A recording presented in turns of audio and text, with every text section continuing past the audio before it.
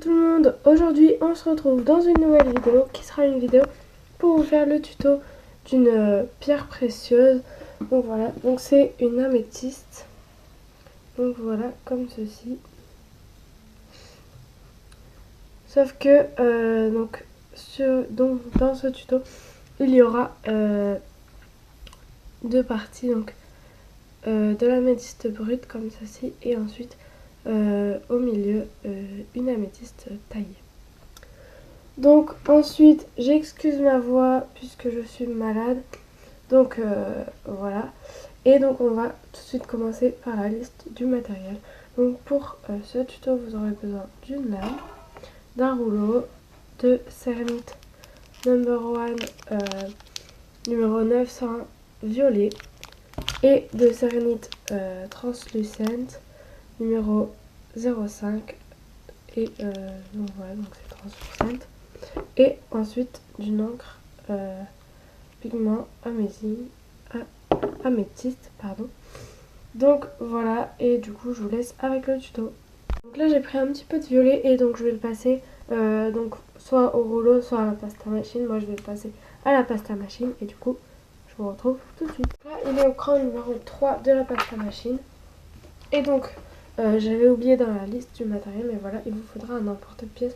Donc si vous avez enfin, vous prenez déjà la forme que vous voulez. Moi je vous les gouttes, mais mes emporte-pièces gouttes sont un peu trop petits, donc je vais prendre un emporte-pièce rond et je vais transformer ensuite ce rond en gouttes.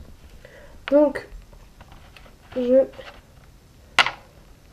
j'emporte-pièce la pâte, je décolle et ensuite je sais pas comment je vais faire pour faire la goutte. Je sais pas, je crois que je vais recoller ça dessus. Puis je vais faire genre comme ça.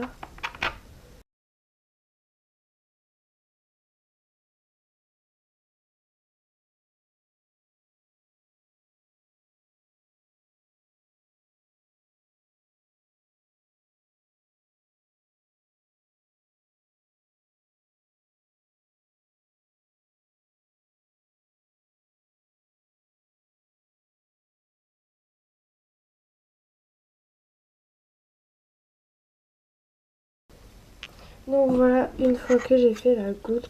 Donc s'il y a des petites saletés, par exemple ici j'ai des petites saletés, c'est pas grave puisque de toute façon la pâte sera recouverte. Donc voilà, et je pense que je vais quand même un peu modifier. Non, je vais laisser comme ça. Donc ensuite on va prendre la pâte translucide. Voilà, comme ceci. Et donc on va mettre ceci de côté. On va maintenant prendre un petit bout de pâte translucide. Donc voilà, qu'on va ensuite former un boudin. Donc je vous retrouve dès que je l'ai fait. J'ai fait un boudin plutôt fin et donc là on va venir le mettre comme ceci et on va venir couper des bouts plutôt irréguliers. Donc voilà, donc par exemple je commence comme ça, ensuite comme ça et voilà. Et ainsi de suite on fait des petits bouts irréguliers.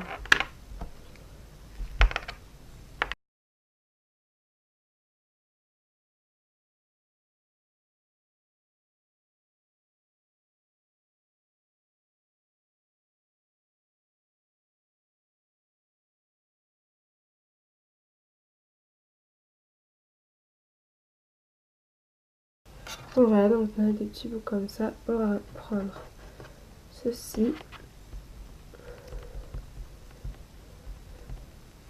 Voilà.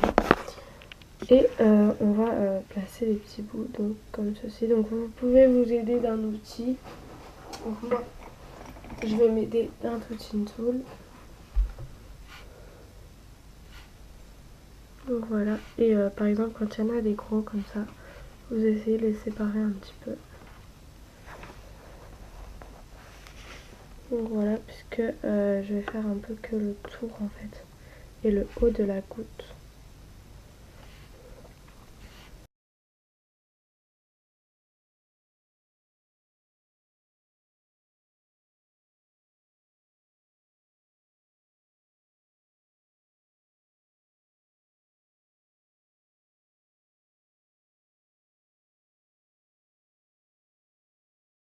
Voilà, une fois que j'ai fini, et du coup, je sais que là c'est un peu bizarre quand même, mais voilà, là je vais reprendre du translucide.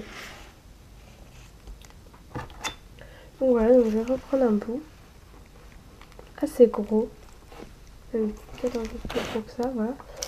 Et voilà. Et donc là, on va s'attaquer à la pierre qu'il y aura au milieu. Donc, je fais une boule. Donc là, je vérifie si un des deux ça convient. Donc voilà, donc celui-là, il est à peu près à la bonne taille. Donc, je vais faire à peu près cette taille-là. Donc du coup, je vais m'aider quand même de ça. Je vais mettre dedans, mais ça rentrera pas. C'est pas grave. Bon, tant pis. Donc là, je viens faire une forme de goutte. Je sais pas si vous voyez quelque chose. Je vais enlever ça.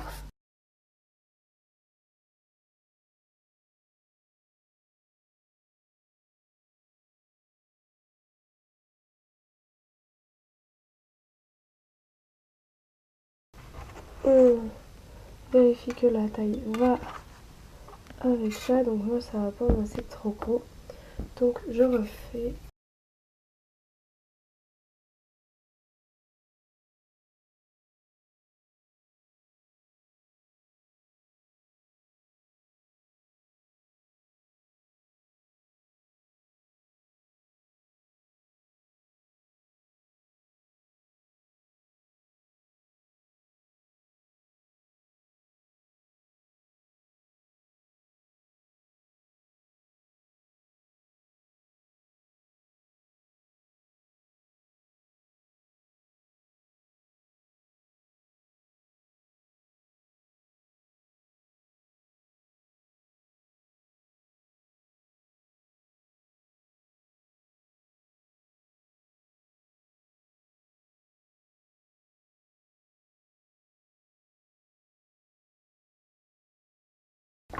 Et là on va essayer de mettre la pierre bien au centre. Voilà, ensuite s'il vous reste encore quelques morceaux de pâte, vous pouvez refaire un boudin et refaire quelques cristaux.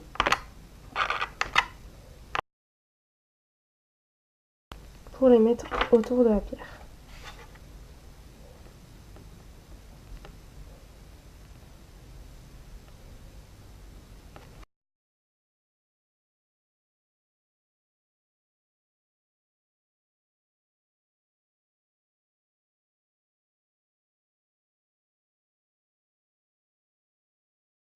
Mince, pas vu.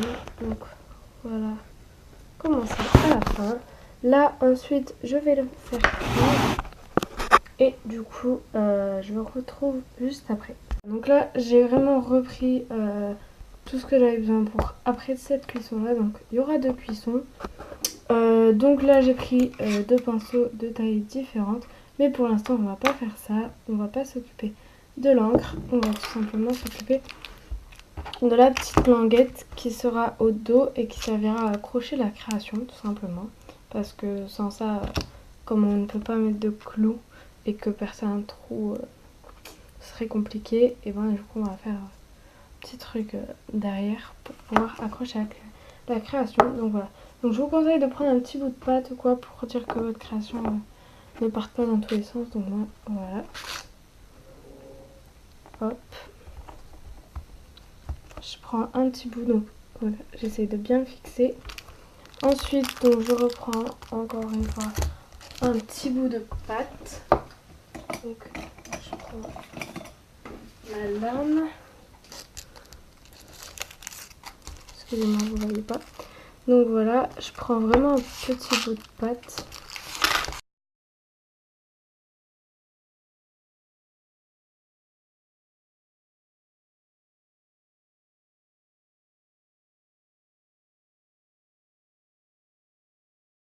On va prendre ça et donc on va le fixer à la création en laissant un petit trou comme vous voyez, comme ceci. Donc on essaye de faire Enfin, en fait, on essaye de le coller un maximum puisque la Fimo, enfin le support en fait est déjà cuit, donc ça va un peu moins adhérer. Donc moi, voilà, je fais comme ça. Et donc là, on va le refaire passer en cuisson ou pré-cuisson si vous voulez.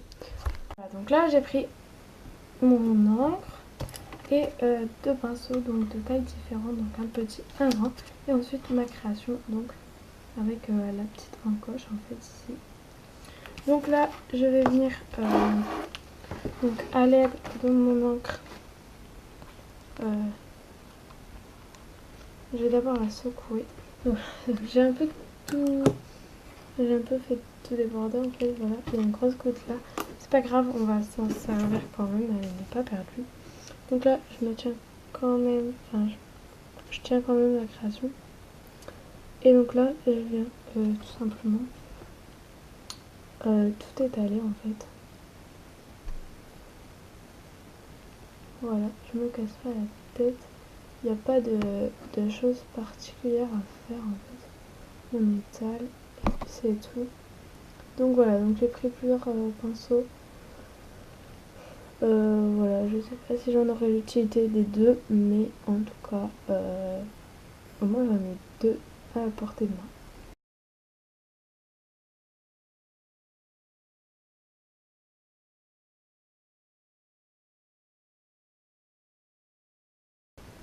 Donc voilà, et donc on n'oublie pas les creux pour les cristaux. Très important, après la création risque que d'être gâchée parce qu'il manque un creux ou quoi. Donc qu'il y a un endroit sans pigment, sans couleur. Voilà, et ensuite on passe sur la pierre du milieu. Donc voilà, pour accentuer l'effet. Vous la voyez vraiment bleue en fait à la caméra, mais franchement elle est violette, elle est pas bleue. Je sais pas pourquoi c'est bleu, voilà. Donc voilà, mais en gros ça fait la couleur de l'étiquette. Donc voilà, enfin, même un peu plus clair. Non, ça fait vraiment la couleur de l'étiquette. Donc voilà, comme ça, mais avec des reflets irisés quoi. Fini, et du coup j'espère que cette vidéo vous aura plu quand même si les couleurs sont pas top, en fait vous voyez pas vraiment la vraie couleur. Mais voilà, du coup j'espère que ce tuto et que cette vidéo quoi vous aura plu, et du coup bah, je vous dis à la prochaine pour une nouvelle vidéo. Bye.